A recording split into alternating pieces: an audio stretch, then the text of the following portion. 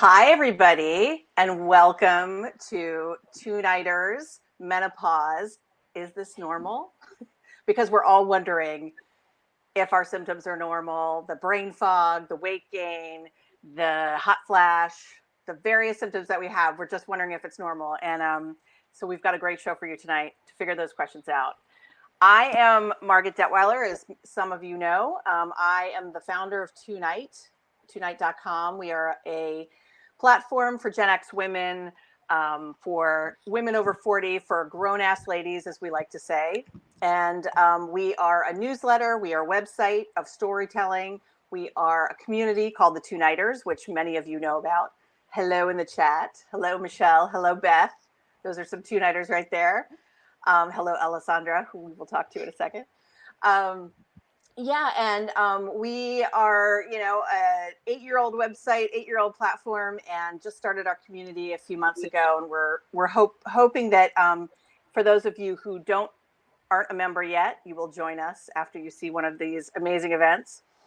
But I'd love to get us right into the show because we've got lots of your questions to get to, and we have an amazing, amazing night in store. So first, I would love to introduce you to Alessandra Henderson, who is the co-founder and CEO of Electra Health, which is a female-founded women's health startup on a mission to smash the menopause taboo by empowering the 50 million women currently navigating menopause with evidence-based education, care, and community. They are building the first full-stack digital solution for menopause, featuring proprietary educational programs, evidence-based telemedicine care, and text-to-menopause expert support, which is so needed. Alessandra holds a BA from Vanderbilt University and an MBA from Sloan MIT.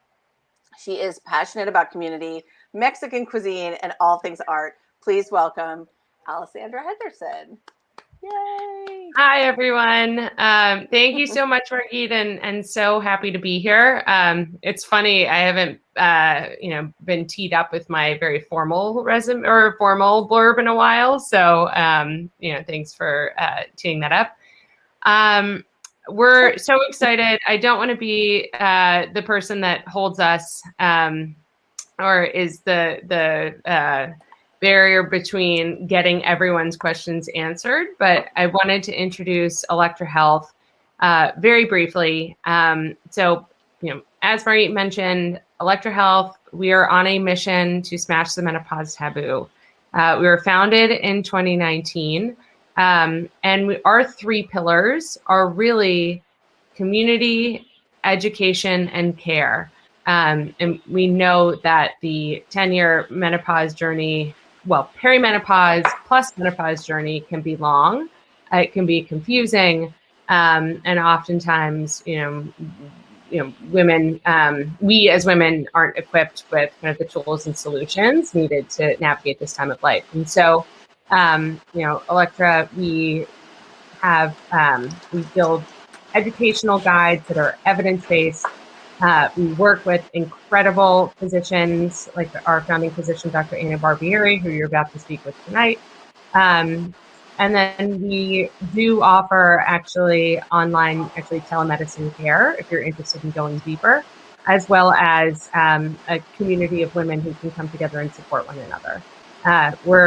We are here anytime. We love answering questions. We love getting to know the women in our community and just being as supportive as possible. So I look forward to hopefully getting to know each and every one of you. With that, I really want to hand the reins over to our incredible founding physician, Dr. Anna Barbieri, who I know Margit is about to introduce. But Anna is absolutely incredible. She is a true expert who has supported thousands of women. And so really grateful that she's created some time and space tonight to answer questions around, is this normal? Yes, and thank you so much, Alessandra. We are thrilled to have both of you here. And Dr. Anna Barbieri is Electra's founding physician and co-founder of Terra MD, an integrative gynecology practice. She is board-certified gynecologist and an integrative medicine practitioner, as well as a North American Menopause Society certified practitioner. So we are in good hands tonight. Dr. Barbieri serves as assistant clinical professor of obstetrics and gynecology at Mount Sinai School of Medicine in New York, please join me in welcoming Dr. Anna Barbieri. Thank you so much, Margaret. That was a really great introduction. And hi, everyone. I'm so excited to be here and really speak about one of my most favorite topics in life, a topic that's very near and dear to me, both professionally, but also personally, since I think most of you, if not all of you, I am your fellow Generation Xer. I am 47 myself, and believe me, I am no stranger to early perimenopause and now probably late perimenopause myself. So I'm super happy to hopefully give you some great information. Thank you to those of you who have submitted your questions. I found them really insightful and interesting. So I can't wait to get to it. And I'm also proud to represent Electra Health. I think we're really trying to bring this information to more women and really empower more women to thrive through this transition. So, yeah. Dr. Anna, can I ask you a quick question before we get started? Sure. So can you tell us the difference between menopause and perimenopause, just real quickly? Sure. Let's start with that, and then we'll get into all these slides.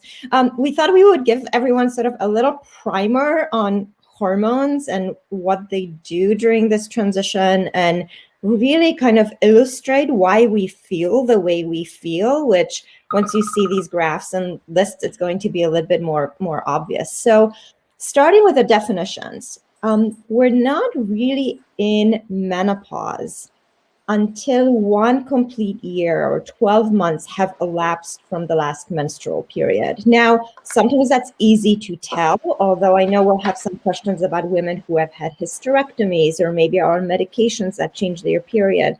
But really, we're not in menopause until that year has gone by. The time prior to that, and actually all the time between when our hormones are really kind of going up and down very regularly with each cycle, until a year past that last period is considered perimenopause, so around menopause. And some people call it also the menopausal transition. And it can be a long time. It can be as short as 2 years, but honestly, it can be as long as 10 or even longer for some women. And that's why some of us can start feeling these symptoms even in our 30s. Most of the time, we really start experiencing them mostly in early to mid 40s and then later. And then the average age at the last period is typically 51 or 52, but it can be quite variable. I hope that kind of clarifies it. That was great. You know, and I want to kind of compare this transition. So the menopausal transition is one of the major hormonal transitions in women's lives, just the same as puberty, for example, and pregnancy, right? So, and just like puberty, it doesn't happen overnight. We are not 8 years old and then wake up the next day and have big breasts and menstruate and are 18. Like it's sort of a transitional process. And just like in puberty, where there's lots of things that may not feel so great, anxiety, social issues, weight changes, breast growth, acne. Are those normal? Sure, those are normal. That doesn't mean they feel so great, and we sometimes don't intervene for those implications. And I think perimenopause is similar to that. And we'll see how lots of these things happen, and they have their root in these hormonal changes. Therefore, they are normal, but that doesn't mean that we can't do something about it. So this is sort of a nice sort of smooth graph of what happens to our three major reproductive hormones. They're estrogen, progesterone, testosterone. They are mostly made in our ovaries, but that's not completely true. We make them in other parts of the body also. And until perimenopause, until that transition starts, they stay at a pretty even level. Yes, they fluctuate cycle to cycle, but those fluctuations are pretty predictable. Testosterone starts to drop smoothly from our late 20s on, but estrogen and progesterone really undergo a super radical change, really starting usually early 40s and into our early 50s. progesterone drops first, estrogen becomes really kind of all over the place until it drops again. And if you look at this, you can see that that purple progesterone line actually drops much sooner than estrogen. And that is why women who transition through perimenopause will experience different sets of symptoms at different points in the transition, if that makes sense. It's just like puberty, right? We start really with maybe growing breasts, maybe growing some hair, but everything is kind of progresses in these stages. And although perimenopause is also a very individual experience, this progression is pretty predictable for most. So we see kind of these initial stage of the periods coming closer together, worse PMS, maybe sleep disturbance, more anxiety during that time, more weight gain during that time. Those are really symptoms of mostly progesterone going down, but estrogen still staying up or being really erratic and all over the place. And then we move into this low estrogen phase when we may start skipping our periods. This is really when fatigue comes in, insomnia gets worse, hot flashes really, really pick up, vaginal dryness can pick up, and so on. And those are really symptoms of low estrogen. And when we see women who need help with management of their perimenopause, it's important to kind of recognize where we are along this transition and how to help us. So, this hormonal transition really looks so easy and smooth here, but in reality, it feels very different. And Jackie, if you can go to the next slide, that would be great. So in reality, it really feels like this. We go from our hormones really acting mostly predictably and in sync together, remembering that we're not just made of those three hormones. We have a lot more of them: cortisol, insulin, thyroid hormone, prolactin, all of them, and others that work together. And then perimenopause seems to happen and everything literally goes to this. And I certainly have felt much more on the right than on the left. And the idea is to kind of restore a little bit of balance there and feel better. So what happens? And we can go to the next slide, Jackie. Thank you. There is lots of things that happen during this transition. This is a busy slide, so we're not going to go over all of it, but there is literally over 30 symptoms of menopause. Like, you name it, it's probably a symptom of it. And really the pattern of the symptoms and their severity really determines how we can approach each and every person. And I just want to say, there are those lucky women that really don't feel much of it at all, that they maybe just get some period irregularity and then it stops, but really are not bothered by these changes. And then there are those that really struggle through it. And that's where some of these interventions can come in and be very helpful. We can go to the next slide. So how do we do it? Menopause, although again, it's a universal experience, and we do progress through it and through these stages, and therefore these symptoms are normal. It's not, the care of this transition is definitely not a one size fits all. Not all of us go through it the same way. Not all of us need or want the symptoms controlled. Not all of us can use certain interventions that are known to improve them. And therefore, it's really important to deliver a very personalized sort of strategy for it. I think the care of perimenopause and menopause, it's like the opposite of trauma care, for example, where there's clear protocols and you do. And I used to deliver babies. I don't anymore. And for example, for hemorrhage during a delivery, there is a series of steps that you always follow, and that's how it's done. And menopause is on the other end of the scale from that. It's really important to get that individual story. I think it's also important to really work with each person in a way that they prefer, including preferences for approach and treatment. Match those against evidence, because we do want to practice evidence-based medicine and use approaches that are both effective and safe. and also provide community. Like none of us are going through this alone. And I think it's, I think especially for Generation X, like we are this generation that is known for independence and reliance on ourselves and for perfectionism and feeling like we got to do it all. But this is a perfect example where we need sort of that community, we need support, we need help. And this is what Electra Health is all about. So I was, I'm very proud to represent this company here, represent its approach, participate in it, and offer it to everybody. And I think Awesome. End of my talk. Yeah, that was well. It was a good. That was a great preface, Doctor. Can we say Dr. Anna? You've become Dr. Anna in the chat, so I think that's going to stick. That's totally fine.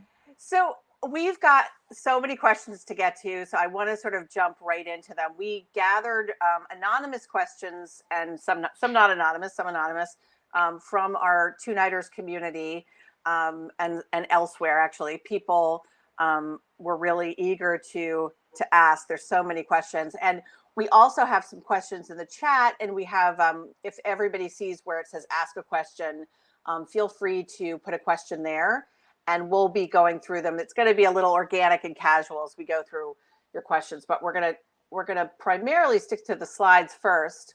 So let's get to it. The first one, I went through menopause at 43. Now I'm 48 and still read so much conflicting information on it. What should those of us who went through an earlier menopause be doing health-wise, and how often do we need pap smears if we're monogamous? That's a great question from Lisa F. So Dr. Anna. Thank you, Lisa, and thanks, Margaret. So before I even get into this question, I just want to say that these are great questions, and we could spend literally 20 minutes getting into the details on each one. So I'm just going to do sort of a quick overview and try to answer it pretty generally without getting into the weeds. But certainly, if somebody has additional questions or wants deeper level of care, that's what we're all about. So thank you, Lisa, for this question. So if you went through menopause at 43, meaning you had your last period prior to 45, but after the age of 40, you were actually one of the 5% of women that reach menopause at that age. About 1% of women reach menopause prior to the age of 40, and that's actually called premature menopause. We know that early menopause, including early 40s, can be associated with some higher health risks, including things like osteoporosis and cardiovascular disease, for example, not to mention all the other symptoms that develop with this transition: hot flashes, vaginal dryness, libido, and so on. So I think it's a great opportunity for anyone that goes through early menopause to really pay close attention to overall health, go through an assessment of things like cardiovascular health and metabolic health, meaning look at things like insulin, diabetes risk, cardiovascular risk, reduce those risks through lifestyle changes that we can implement, and also consider certainly interventions if they are warranted for those, but also consider hormonal therapy. Certainly for women with premature menopause, it's quite clear that hormonal therapy is indicated. I would argue that it's beneficial for those of us who reach menopause at ages of less than 45. But of course, that intervention really needs to be individualized and based on personal history, preferences, risk factors, and so on. About pap smears, the current guideline is actually a pap smear every 5 years if you've had a normal pap smear and a pap that was also negative for HPV, and you are not at higher risk for HPV acquisition. And being monogamous with a partner and having tested negative with a negative HPV puts you in that category. In clinical practice, to be honest with you, most clinicians and most patients are still doing them every 3 years. But the current official guideline is every 5 years if we're doing a pap and HPV testing. That's great. I actually have a follow-up as we go along. Yeah. If so I'm somebody who doesn't get hot flashes. Don't kill me, but I don't get hot flashes. I do have other symptoms, definitely, like the brain fog, some of the weight gain, some of the skin issues. Does hormone replacement therapy, hormone replacement therapy, does that help even if you don't have hot flashes? Is that something to consider? So maybe, although Maybe. again, the official guideline as of right now is not to use hormone therapy for prevention of chronic disease. However, there are many, many studies that show us a correlation between dwindling estrogen levels and increased risk for diabetes, for cardiovascular disease, possibly for decreasing cognitive function and dementia. So we're not at a point where official guidelines call for that. And we're not at a point where we're recommending hormone therapy to everybody just to manage long-term health risks. Right. But to be honest with you, I think that may change.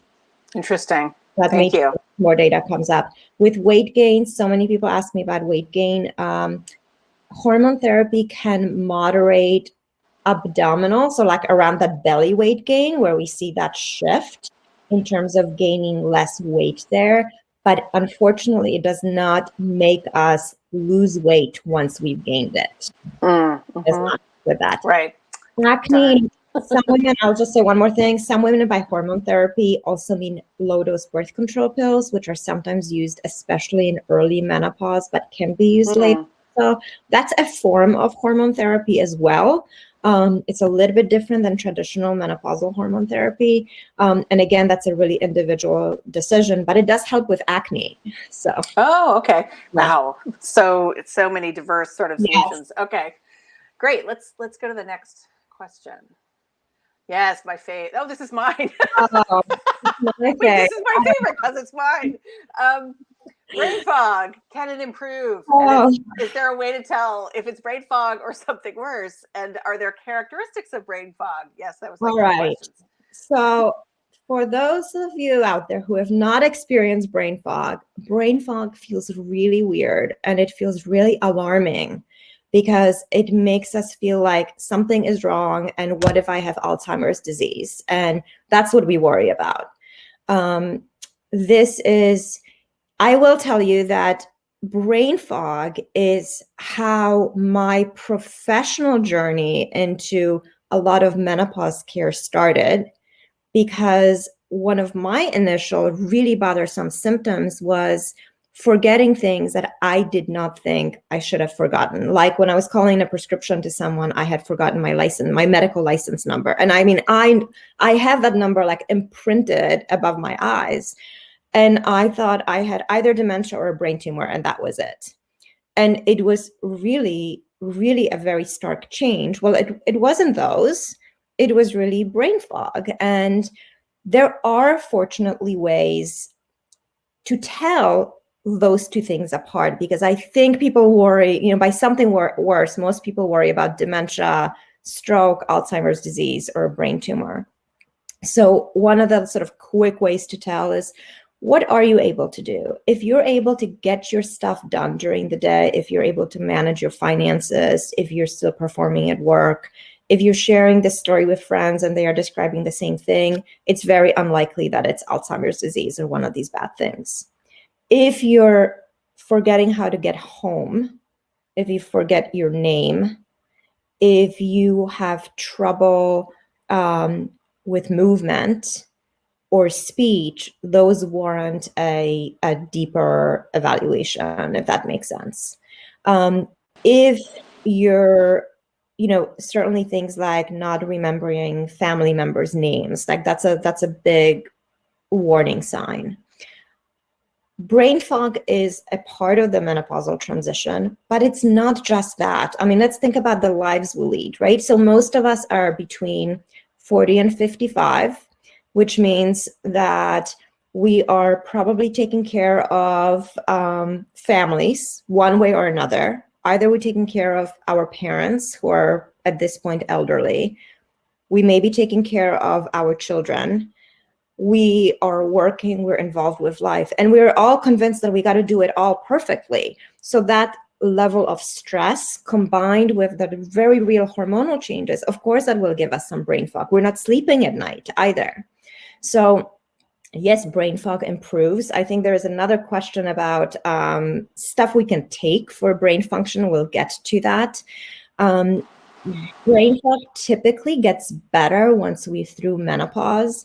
Many women describe improvement with these symptoms with hormone therapy, although again, that's not an indication to start it officially. And it's really super important also to really live in a way that improves the function of our brains. Less sugar, less processed foods, consumption of really healthy fats for our brains. Exercise is wonderful for our brains. Probably higher intake of antioxidants is helpful as well. Adequate sleep, and how do we get that? Stress reduction, all of those are really, really, really very, very important interventions. Yeah. That's great. Thank you. So, wow, this detailed answer. All right. Appreciate it. I'm going to take one from the audience just to make sure that we get everybody's in. So here's one. I've noticed my body hair isn't growing as fast and it's much more fine. Is that part of menopause too? Yeah, so that can be a part of it because that can be related to both loss of estrogen and it can also be related to loss of collagen. Estrogen is the hormone that makes our sort of skin sort of tighter and plumper. It's also responsible for the health of hair and nails and so on. So many women notice that. There's also a correlation with family history because genetics play a role. What we do to our hair and how much chemicals we put in it also has to do with that.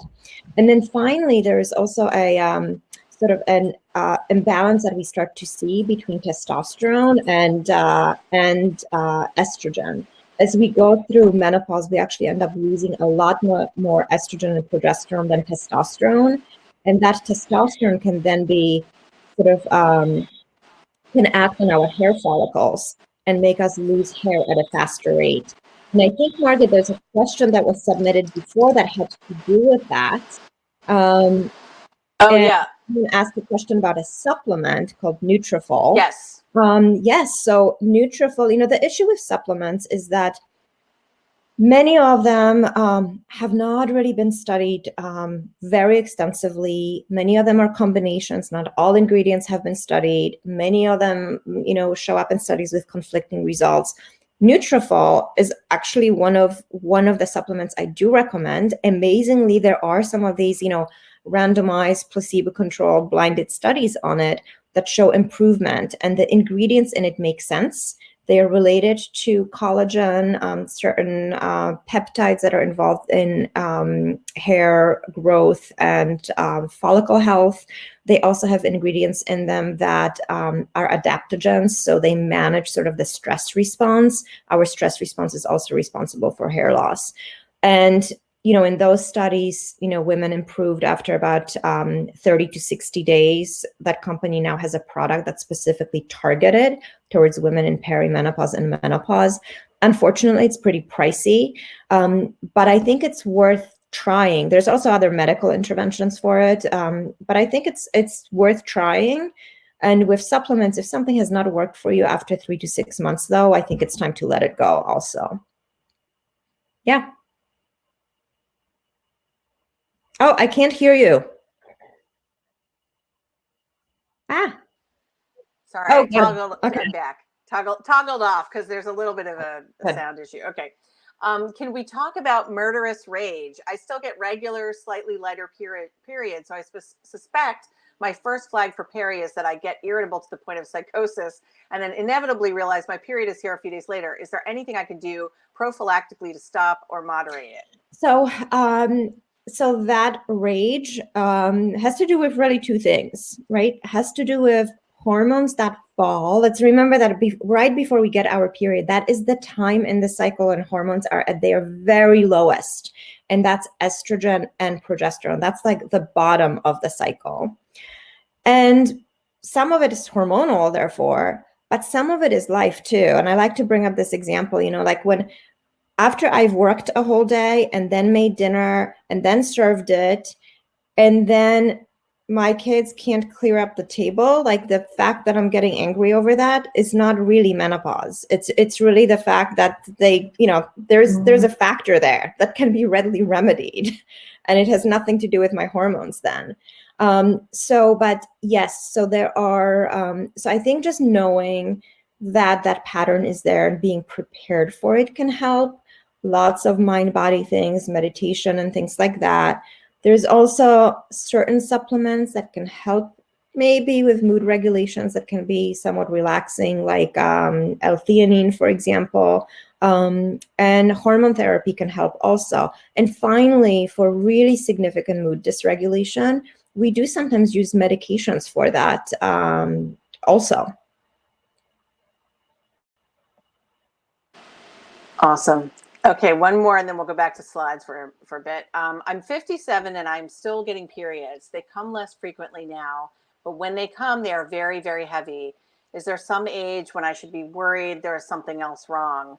My doctor had me do a uterine biopsy a couple of years ago, which was clear. I'm so ready to be done. So that's 57 is relatively late, but not abnormal. The oldest patient I've had who still had periods was 62 and finally went through menopause at 64, which was much, much later than normal. I think the doctor was quite correct in trying to assess whether there was something going on, because prolonged estrogen production can influence and cause abnormal growth of the uterine lining.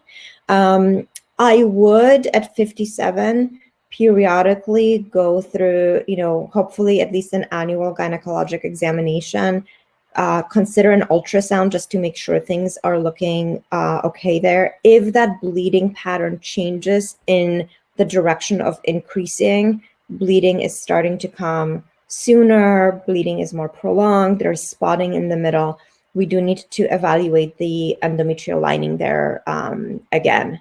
And again, there is also, there's a whole host of solutions to heavy bleeding that can go way beyond hormonal management and can include other things like procedures and medical management and so on, but it's very, very individualized.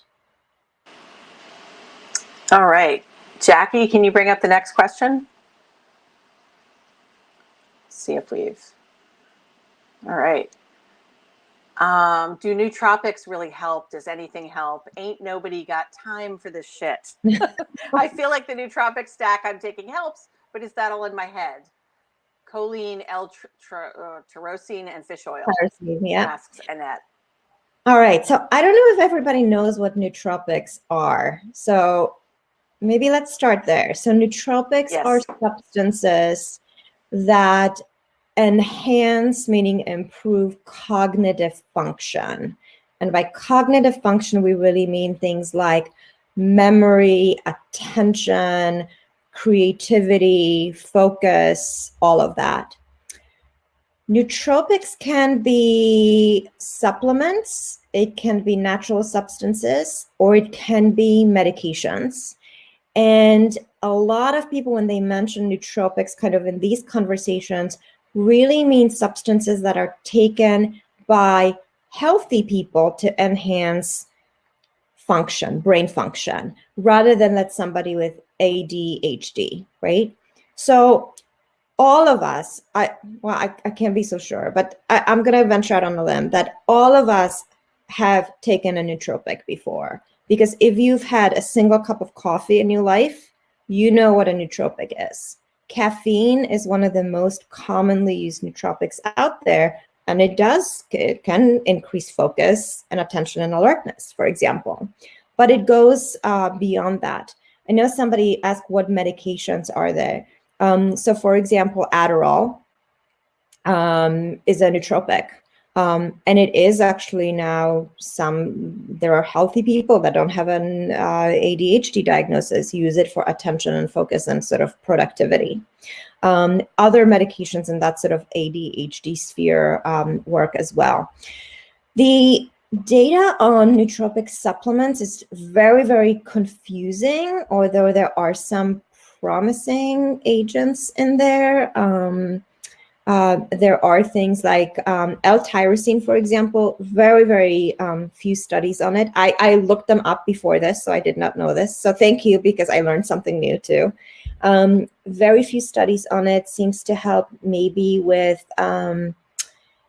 stress resilience and focus in times of stress. That's how the data fell out. Choline probably helps, but we're not clear on that. Other things that are sort of marketed as nootropics include things like ginkgo biloba and something called bacopa and rhodiola. Those are adaptogens that work on memory and, again, stress resilience. The problem is that we don't have, the study results are not so clear if they do help. So I think it's important to really, if you're interested in them, look at the ingredients, research them, bring them to the attention, maybe to your healthcare provider. Make sure there's also no obvious interactions with something else. An example of nootropic is, for example, nicotine, but we wouldn't be recommending nicotine for improvement of brain function because it's got major downsides to it. The worrisome thing is also that there are some products on the market that have real medications in them that in other countries are actually regulated, but here are not. And these are things like, there's a thing called piracetam that's really a seizure medication. I would not recommend taking any nootropics that claim this as one of its ingredients. So, but yes, but antioxidants, fish oil, L-tyrosine, choline, ginkgo, L-theanine, especially when L-theanine is combined with caffeine. These are, I think these are low risk, and there are some studies in their support. So if someone wants to try them, again, kind of being very mindful of what else someone is taking and really paying attention to the results is helpful. But I'm not going to pick up smoking. I think that no, don't pick up smoking. Yeah. And I think rather than taking, I think a lot of us look for that magic potion and the magic ingredient, and unfortunately, estrogen comes as close to magic as we get. I handle a lot of supplements. I've tried a bunch myself. I read about them all the time. And I really think that some of them are promising, but there is no single bottle that is going to work for all of us. And we have to keep their limitations in mind also. Got it. Okay. Next question. I am in hot/hell. Let's see. Did we answer this one? I'm trying natural supplements in the hopes it will help. I've heard hormone patches help a lot. Mom had breast cancer and scared the hormones may increase risk. Would love to know pros and cons on the patch. This is a great question. And I think there is one from the audience today that's very similar to, I think we saw that one. So I'm going to cover, decisions about hormone therapy. Hormone therapy, like all interventions, and doesn't matter if that intervention is a supplement, it's surgery or medication, all interventions come with their own risks and benefits, and all interventions decisions, I really believe, should be considered in that context. It's usually never a very black and white decision. Hormone therapy has a lot of short-term benefits and long-term benefits. It's absolutely the most effective solution for hot flashes. It can also improve sleep, improve mood, improve anxiety, result in less vaginal dryness, better skin health, lower risk of diabetes, lower risk of cardiovascular disease, lower risk of osteoporosis. I mean, it's just so many things. The problem is that, like all interventions, it may come with some risks. And the risk that most people are concerned about is the risk of breast cancer. that risk of breast cancer has kind of been proclaimed through a study that was now done almost 20 years ago. And unfortunately, even though that study was really faulty and the results of it have been reinterpreted since, and lots of other studies have been done, the conclusions of that study still really permeate both the public and sometimes the medical perception of hormone therapy. In reality, it actually turns out that the risk of breast cancer is not as elevated as was previously thought, but should be considered and may be different for different people because of their individual risk factors and the type of hormone therapy that's being considered. So what seems to be the safest way to proceed if someone makes a decision to go with hormone therapy is it's usually combination therapy. So estrogen through a patch. The patch is very effective. The patch is on the market now. Even the patches are FDA approved and deliver bioidentical type of estrogen. Estrogen through the patch actually does not increase blood clotting. Somebody just put it in the chat. Estrogen by mouth does. And so anyway, for breast cancer risk, it's estrogen through the skin and progesterone that's typically delivered by mouth. That's in the what's called bioidentical. And by that, I mean in the same form that our body produces form.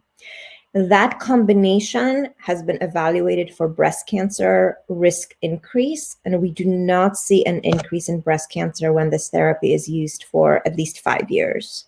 But it's a really warranted, consideration. And when we go through hormone therapy decisions, we literally take somebody's family history, their health history, plug it into a calculator, calculate the risk, the current risk, and calculate the risk that they would be exposed to, even if we assume that old garbage study to be correct.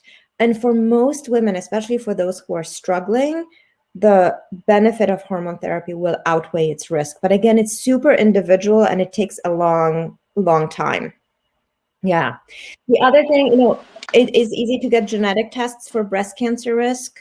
We still see high breast cancer risk patients who screen negative, and that negative screen, depending on the circumstances, may mean different things. So it can be a really complex and individual decision.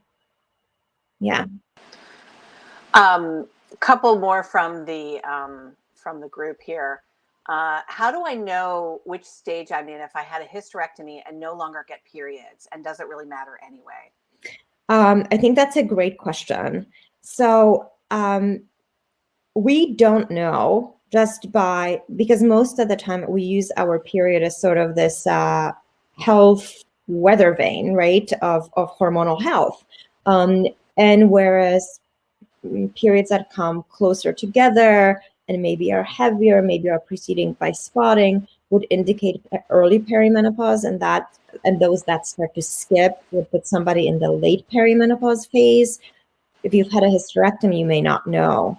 So one way to tell is a pattern of symptoms.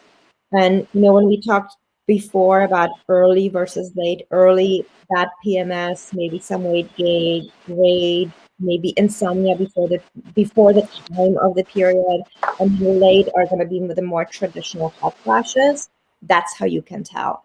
In the end, depending on what intervention you may be considering, it actually does not matter, especially if somebody is considering hormone therapy. If you're considering a more sort of integrative approach in terms of supplements, it may matter because they may be somewhat different and tailored to the phase plus your symptoms. I hope it's not like a convoluted explanation. And finally, there is testing. So sometimes when we really cannot tell and the test results would influence what we do, we can do testing for hormones and the patterns will look different. What about acupuncture? What is your feeling on that to alleviate menopause symptoms? Yeah, Dr. Anna? Interesting studies on acupuncture too. Some of them have conflicting results. those that look at the combo of acupuncture with Chinese herbs are usually show more efficacy.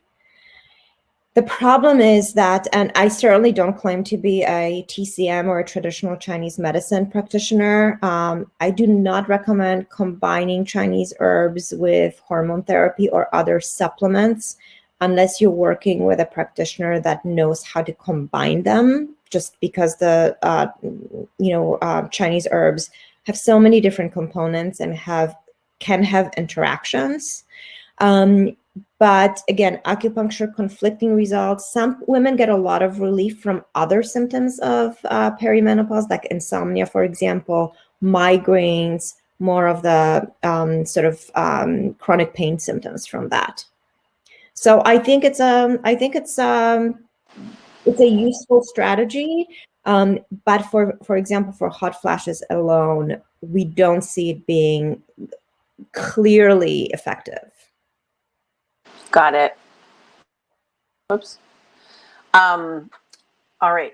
Do you need a different kind of gynecologist when you're heading towards menopause? One with a non-OB focus, for example? I definitely have that same question. Oh, geez. All right. So this is my personal opinion. Yeah. So honestly, it depends. But I think in most practices, the answer is yes. And the reason is that most regular OBGYN practices are really focused on OB. And that's the reality. There are people there who are trying to get pregnant, are pregnant. OB care involves, it's just so busy all the time. It really takes over somebody's, mental space, time, all of that. And OB actually, I will say that most general OBGYN practices, their revenue is derived mostly from obstetrics. Unfortunately, in gynecology, it's a sad, state of the matter, but reimbursements are not very high. I mean, they're notoriously low for things like counseling on lifestyle interventions or hormonal health. So most practices are really mostly geared towards more procedural things, including obstetrics. And what that means is that those providers may not have the time to spend with you, may not have the training or the experience to cover this. So I do recommend that people really are careful about selecting their doctors and finding doctors that will align with them in terms of the kind of matter at hand and in terms of their training and approach also. Is there a way to find? Yeah. Sorry. I would say that practices that offer gynecology services primarily, or OBGYN practices in which there are some doctors that practice gynecology only, will probably be a better bet than a young provider that delivers 50 babies a month. I think another good way is to look at the North American Menopause Society. They have a listing of providers that have met qualifications to become the menopause practitioner. So I think those would be two good ways. And I don't want to say that I have so many great colleagues that know so much. I don't want to say that, just because somebody is still delivering, they don't know anything about menopause. Right. You want to go, if you show up somewhere and you're the only person who's not pregnant in that office, that's like a telltale. Yep. Why? Okay, here's a good one. Hair, skin tone, nails, all going dull. Is there anything that works to take care of these? So, couple of things. I kind of divide these interventions into sort of external stuff that we can take or put on our skin, and internal stuff. And the internal stuff is just as important. So everything from taking the junk out of our diets, somebody smoking, stopping smoking, improving our environment, lowering stress, all of that, hugely important things. I think, consumption of antioxidants, there are some studies coming out on collagen supplementation and possible efficacy of that in skin health. What we put on our faces is really important also. So there's a whole host of dermatologic things. We talked about Nutrafol as a supplement. And then finally, hormone therapy in terms of skin health as well. But I wouldn't use hormone therapy for somebody just because of that reason. Usually it's a whole combination of symptoms that indicates the need or possibility of its use. Great. I'd love to just keep getting the questions for people who are here, if that's all right. I know we had slides, but I sort of feel like if people are here. Okay, let's see. What about the vaginal rejuvenation by RF? Seems to have good studies and track record. Does that? Yeah, so there are different types of vaginal rejuvenation techniques. I don't know if anybody has heard of the Mona Lisa. And then Vivive and Thermiva are the other two other ones on the market. I actually have to look up the mode of action of Vivive. Thermiva is ultrasound related technology. I think they can be considered as interventions, especially for women who cannot or do not wish to use hormone therapy. We are planning on using them, especially for our breast cancer patients, because hormone therapy is often off limits to them, and they can be quite effective. The problem with those, Vivive is radio frequency also, so it's like Thermiva. Thank you, Kimberly. So it's the problem with these procedures is that they can get quite expensive. They're kind of considered cosmetic and elective at this point. So there's really no coverage for them. But again, for the right patient, someone who cannot or will not use hormones, doing this can really make a big difference. Great. Okay. I've had endometrial ablation at 40. I'm now in my 50s and still have menopausal symptoms. Is that normal? Yes, because all endometrial ablation does is basically freezes or fries, depending on the procedure used, the lining of the uterus, so that doesn't shed. There's nothing to shed or bleed with your period, but it doesn't affect hormonal function. So endometrial ablation at 40 may stop one's period, but it doesn't change the trajectory of the perimenopausal transition. Great. Let's see. We have maybe time for one or two more questions, I think. So get back to your... Yeah, it's super fun. I could go for 3 hours. Let's do it. Let's do it. Well, let's get this last one here then. I'm 52, and for months I often woke up at 5 a.m. with my heart racing, and it feels like a motor is running fast in my brain. I am also sweating. Is this caused by perimenopause? I haven't had my period in 8 months. Okay. So the answer is probably, but it can also be caused by other things. So waking up early in the morning, and it's amazing because for so many women, it's like literally the same time pretty much every night. Like I know my time was between 3 and 3:15 a.m. every night sometimes. And typically that wake up is accompanied maybe by some night sweats at feeling hot, but it could be just this feeling of being suddenly super alert and awake with your heart pounding, and anxiety over stuff that's like normally does not make us anxious. Like it just feels so weird. And then it can take a while to go back to sleep. But if it's happening in 5 a.m. and you got to get up at 7:30, that night is ruined basically. So yes, so decrease in both estrogen and progesterone can do that. Progesterone is the hormone that also is very calming and can improve sleep for us.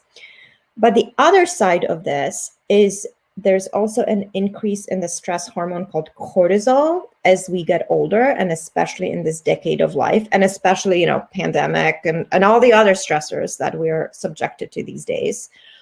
And there is a decrease in melatonin. So cortisol and melatonin kind of work opposite of each other. So for some women, it's really the cortisol issue together with kind of this ovarian, hormonal change issue. So yes, it can be very much hormonal. What do we do about it? There are some things that can be relatively easily implemented.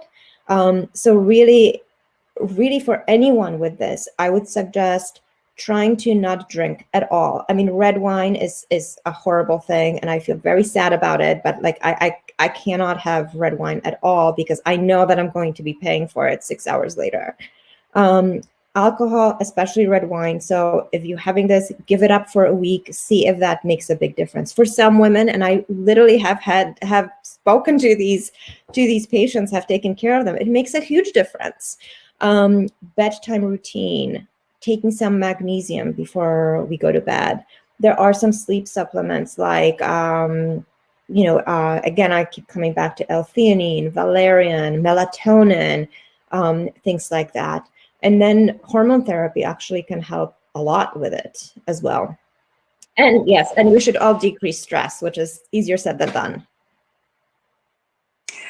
Yeah, a few of us in the chat, like I cannot drink red wine at all anymore. Wine in general, white wine's a little bit better, but red wine is like awful. It's and if wine, then the drier whites or drier rosés are going to be much better than the heavier wines. It's like it's a very, very common thing.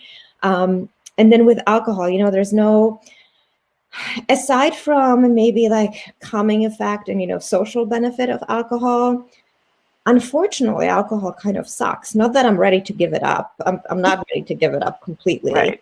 But I do think it's time to like shift to those drier whites and rosés, or move to like drinks with clearer alcohol, because once we start combining alcohol with all the sugary stuff and those mixed drinks, forget it. Like it's just bad for cortisol, bad for insulin, bad for hormones. So it's really clear, gentlemanly alcohols and dry wine. Yeah, I find a stiff vodka does me better than And I mean, listen, again, and whatever. Some people talk about mocktails. Okay, mocktails don't do it. So no, this is true. All right, let's do one more slide. Let's go back to our slides and see what we got here. Oh, it's a big one. Okay. Oh, it's a good one. I think we did this one. Oh, yeah. We did do this one. Okay, let's skip this one. The hair. Evening primrose oil supplements. Okay. Do they help with PMS and perimenopause symptoms? Mine are worse than when I was a teenager. Nausea, templar migraine, cramps and bloating, wicked insomnia when I ovulate and get my period now with hot flashes. How do we know when it's time for HRT or other interventions? My doc suggested I get the Modena IUD, but I'm just not into it. I think it's just a typo. It's a Mirena IUD, which is a. Yes. I was like, Moderna? Wait, no. Yeah. Pfizer? No. We could get confused these days. Right. So it's a Mirena IUD. IUD stands for intrauterine device, and a Mirena is it's a synthetic progestin. So it's kind of like a form of progesterone, just not the same as what our body makes, but close.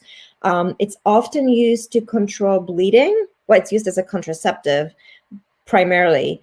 But it's also used to control bleeding. Most women, over 50% of women won't get their period with it after a while. And it can be used as an arm of hormone therapy also. We usually don't use it as the only thing for hormones because it's the estrogen one that's super powerful intervention, but it can be used as an arm of that. And of course we use it for bleeding issues also. Evening primrose oil, actually good amount of data on it.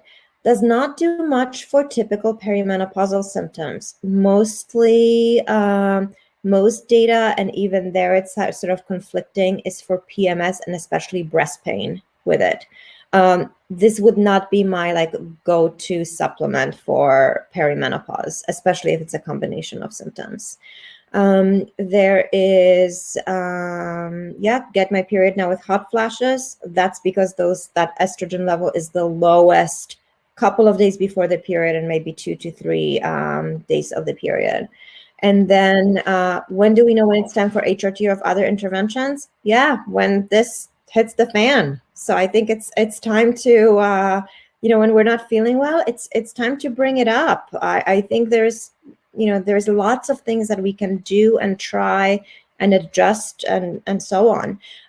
I would say the with HRT, a very, very simplistic answer, and again, it's a complex topic, but if I had to wrap it up in like 3 words, probably late perimenopause or around that last period, no later than 10 years from the last period.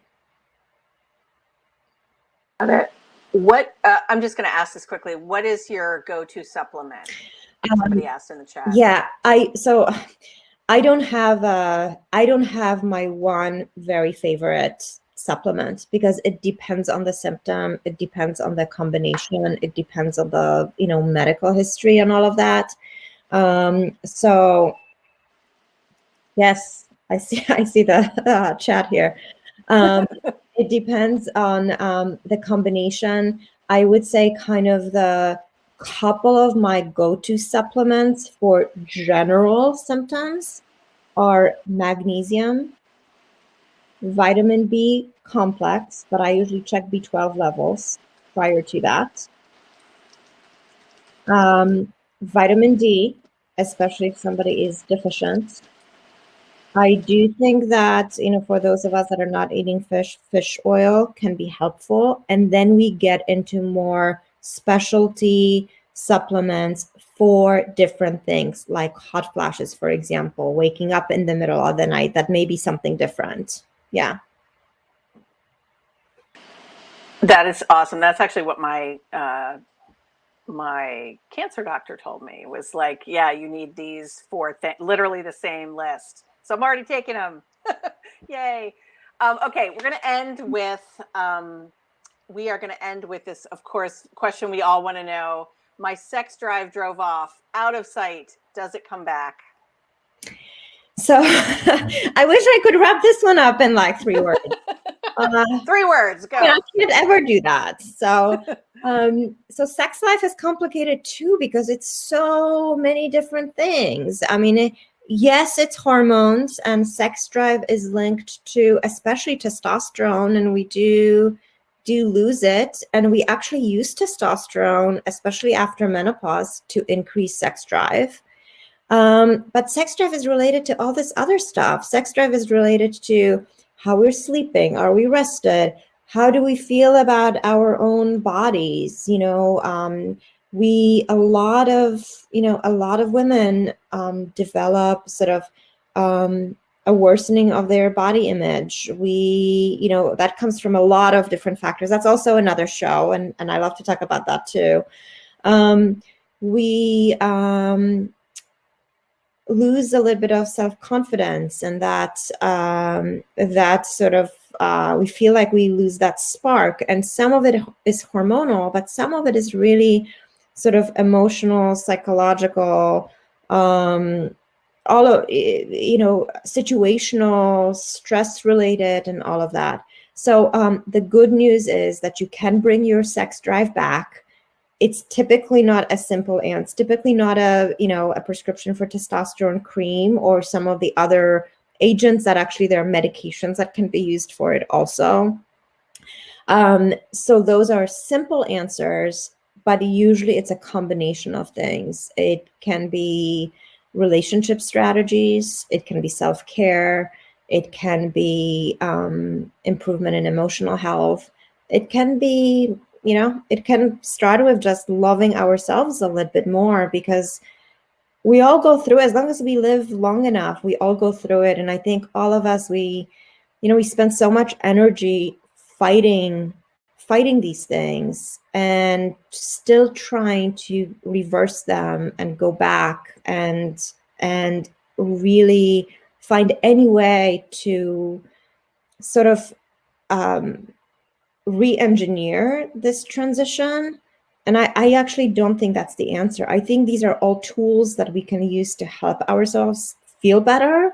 But at the bottom of it, and the most important thing, I think, is changing our mindset about this time. And we really should not be looking at this as just getting older and sicker and disappearing from life, and things are never going to be as good as they were. Like, we all have another, few decades to live probably. So let's make the best out of it and learn how to live in our bodies and kind of love ourselves a little bit more. So on that note. Perfect way to end. Oh, that's beautiful. I mean, and I think that's the mantra that we live by here on TueNight and TueNighters. Yeah, it's a different phase of life. We need to, there's crap that we deal with, but we need to celebrate it. And there are tools at our disposal, and knowledge is power, as we kind of embark into this different phase.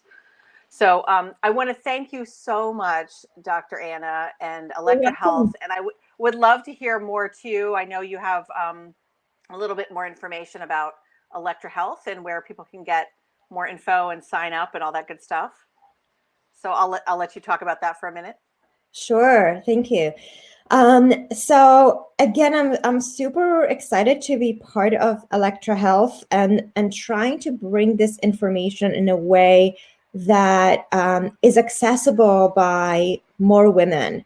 As you can all see, like, this is information that is, I'm hoping it's super useful. But if we deliver it just one-on-one, it really doesn't go that far. There's only so much time and so many people that could get together in that very individual fashion. So Electra really is trying to break that mold and bring this information, bring this mindset, and bring this empowerment to more women. We do have a program that actually takes people through a lot of education on these topics, as well as support through lifestyle change during the time. It's quite interactive and supportive. It's real people leaving it. This is not just an automated program that goes month to month. It's really, we're very, very proud of having created it. And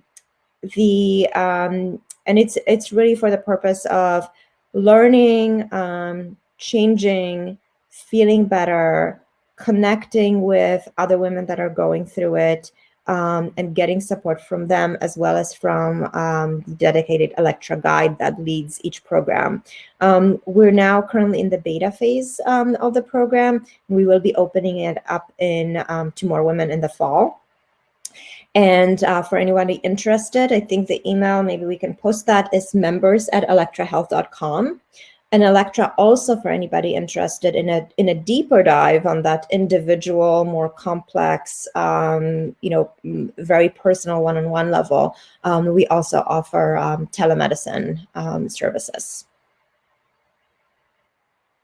That's so awesome. And we'll keep our members in TueNighters too posted about your your fall sign up and everything, because I think it's such a nice add-on and adjunct to what we're doing, as Gen X women, just trying to level up our lives. So so thank you so much. And I want to just give a shout out to the folks here, Jackie, who's been running things behind the scenes. Thank you, Jackie. And just to say, I hope if you're not a member of TueNighters, you'll consider joining. We do lots of events like this. We have a few coming up that I want to just tell you about. We have, in September, we have a 4-week course on how to become an online dating badass, which is going to be really, really awesome, from this woman, Erica Edwin, who is just phenomenal. You're going to love her. We have a two-nighter tea coming up, actually, before that, in August, with one of our favorite astrologists. She's like self-care and astrology, which sounds wacky, but it'll all make sense in the stars. That's Carrie Myers-Taylor. She's phenomenal. In October, looking forward to this one, we have an end-of-life doula who is going to talk to us about kind of the steps, whether it's, you know, something you're thinking about for your sort of documents and putting those together for thinking about end of life, or if you're thinking about your parents and prepping for that. You know, it's a difficult topic, but it's one that we're all thinking about. So I'm really looking forward to that one. And then in December, we're going to do something for that time of the year about a little bit of mental health, because I think we've been through a lot this year, last year. And it's a little bit of a mental health check-in with Dr. Alfie, who's a mental health expert and psychologist. She's going to talk about seasonal affective disorder and some other things. And join us. We are at TueNighters.com. There's the link there in the green. Tell your friends. We have lots of events, lots of workshops, and the community there is it's like a Gen X playground, as I describe it. It's lots of fun. So thank you, everybody, for participating. You all asked such great questions. And have a wonderful, wonderful night. I'll see you all later.